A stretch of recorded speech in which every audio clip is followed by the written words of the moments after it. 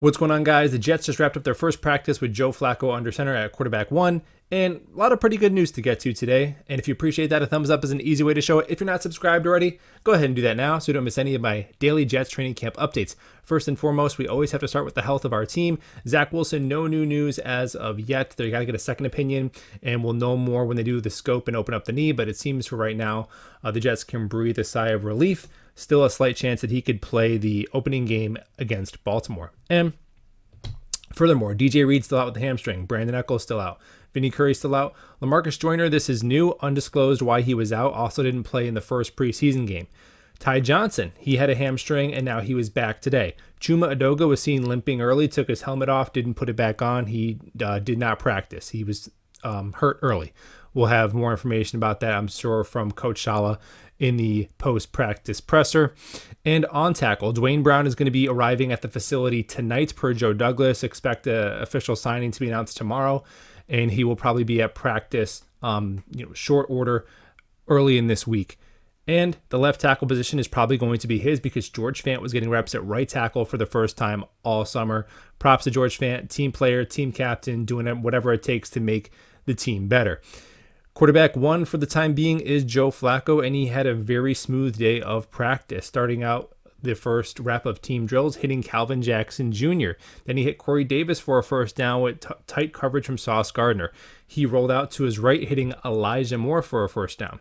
He took a deep shot to Tyler Conklin up the seam. There was a miscommunication. It was picked off by Bryce Hall, who continues to have a really strong summer.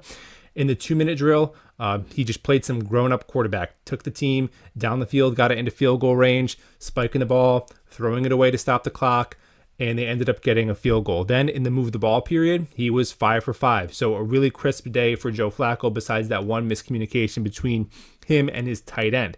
So the overall trends, the good was that the first-team offense looked really smooth under Flacco. He's getting the ball out quickly behind some backup tackles.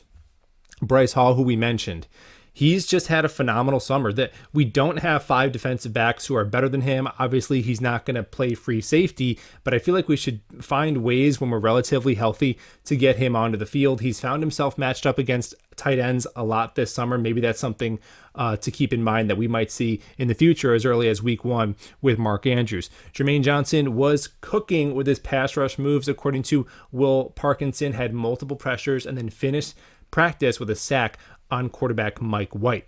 Breece Hall was heavily utilized in the passing game. There was a couple times where I saw pictures of Breece Hall lined up in trips formation as a wide receiver with Elijah and Garrett on the right side of the formation. So that's exciting to see. Maybe he can do a little bit of Le'Veon Bell in the receiving game.